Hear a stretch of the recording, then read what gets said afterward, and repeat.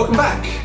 We're back with the guitar beginner course. I hope you've been following it through from the very beginning over at rexpearson.com. If you haven't, head over there, totally free, get signed up and it's all yours over on the website, or just go on the YouTube page and all the lessons are up there anyway.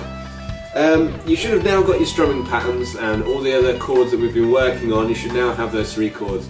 It's now time to start working on some songs. Now, doesn't really matter about song choice for the moment, because obviously you might go into a rock style, jazz style, classical style, pop, whatever sort of style of music you might go down to. As a beginner, we're just looking at trying to get used to changing chords, and I've chosen a song that's pretty easy to pick up and to remember.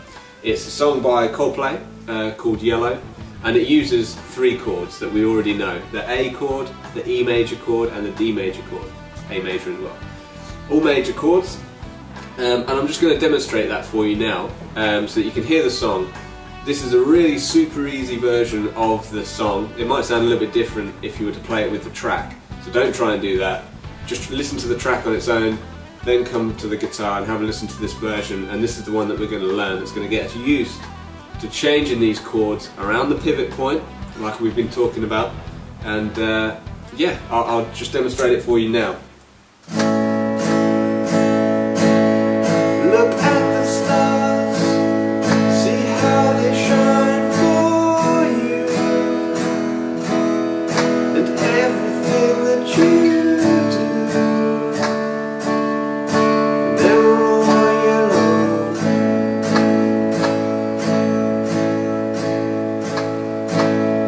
I came along, I wrote a song for you, all the things that you do, and it was called Yellow.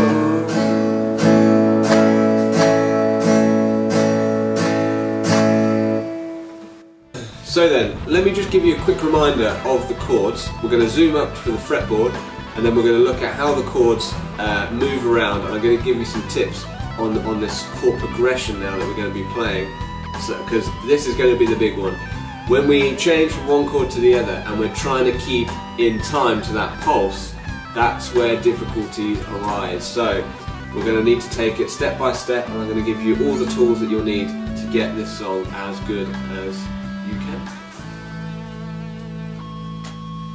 Okay, so we've got the 3 chords. Let me just remind you of those chords. The first one starts on an A, and as I've been teaching people on the beginner guitar course, the easiest way of changing from an A is to use this beginner approach here, as opposed to the more traditional approach that looks like this. We're going to use this shape here.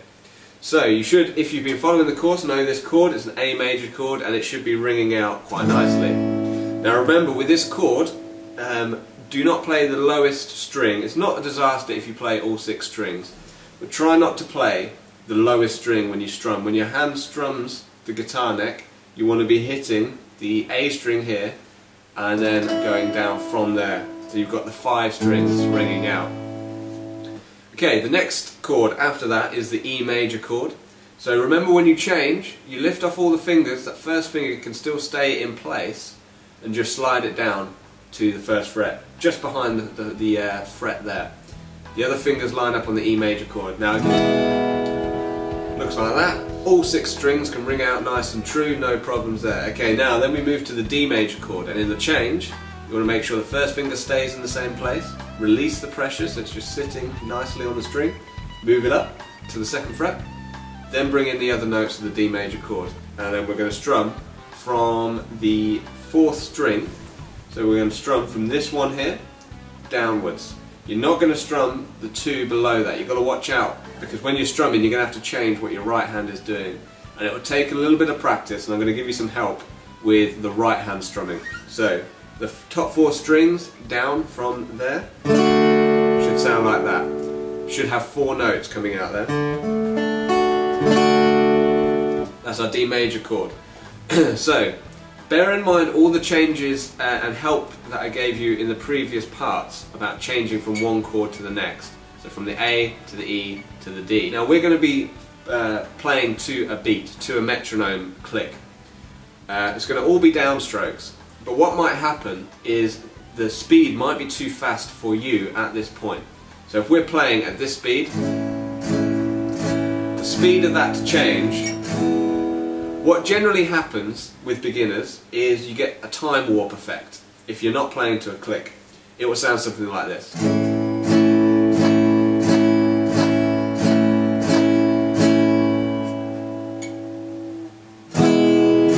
And you notice that the beat suddenly it sort of stops and then carries on afterwards.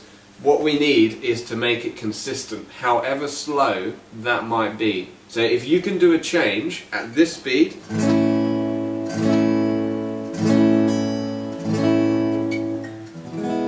you've got to make sure that that beat is always there.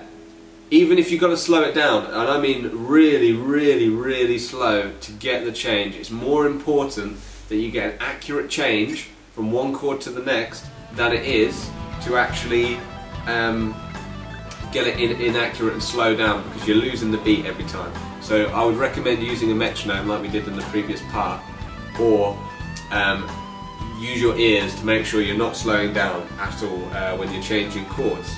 Now what we're doing is we're doing 8 strums on each chord. So if we're playing downstrokes on each, it's just one beat, one chord, and we're doing it over 2 bars, so it's 8 beats altogether. So 8 strums on the first A chord is the beginning.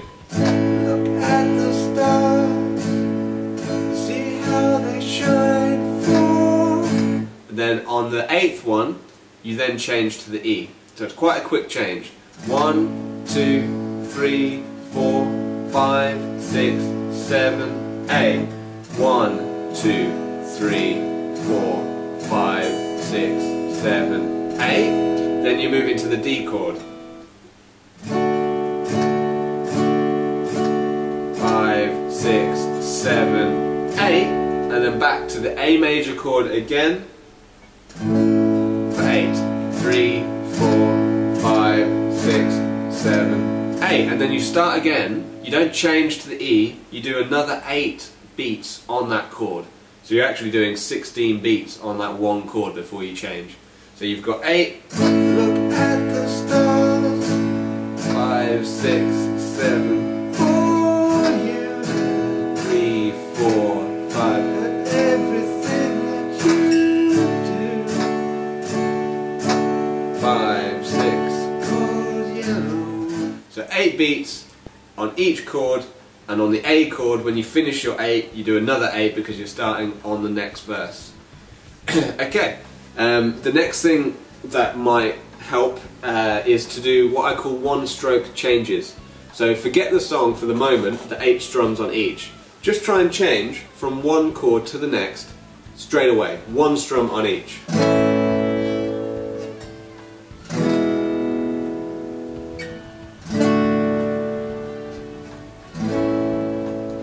One strum on each, however slow that needs to be.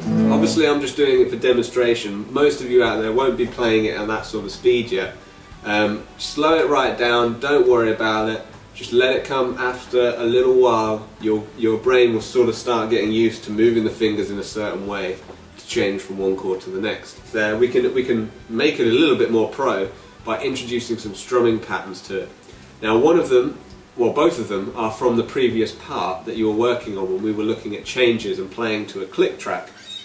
What I want you to do now is to maybe try incorporating some of these drum patterns. So the first one was down, down, down, down, up. Now if you apply that to the chord progression, so you've got 8 beats there, you're going to go down, down, down, down, up on the 4th beat, then you're going to start again, down, down, down, down, up, then you're going to move chord. The upstroke is quite nice to use that time on the upstroke to change chords. So if I'm playing the chord progressions,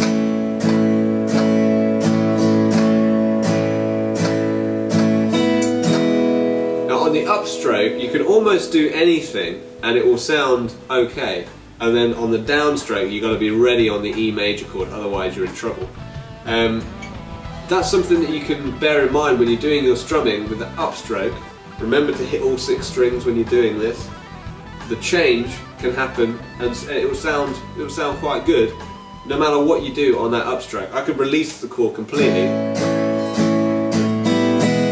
long as I land on that E major chord, it doesn't really matter what happens on the upstroke. So it gives you a little bit of time.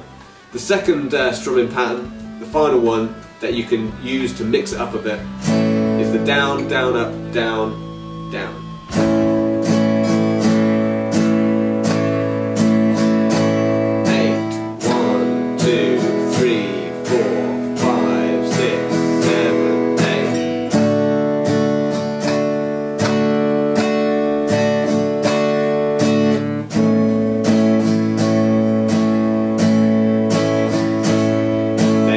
Again on the A for 8. Now you can see I'm using a different A major chord position there. Remember to use this shape when you're learning this.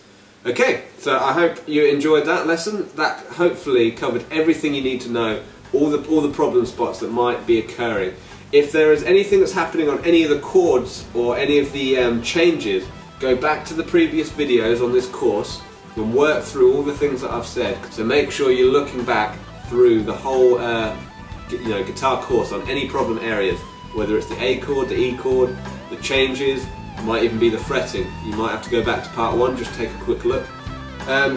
Next part, I shall see you then. Now remember guys, if you've enjoyed this video, there's a forum over on the website. There's also a Rex chat feature where you can talk directly to me, where I can answer any questions. And if you did enjoy this lesson, please share the video, Facebook share, YouTube, MySpace, or even just an email, quick email whipped around your friends, anyone who's interested in guitar lessons. It's not just a beginner course. If you have a look at the website, there's going to be a lot more coming aimed at guitarists right through to the super advanced from the beginner. So head over to the website, totally free, but it's only free if you guys share. Okay, I'll see you in the next part. See you then.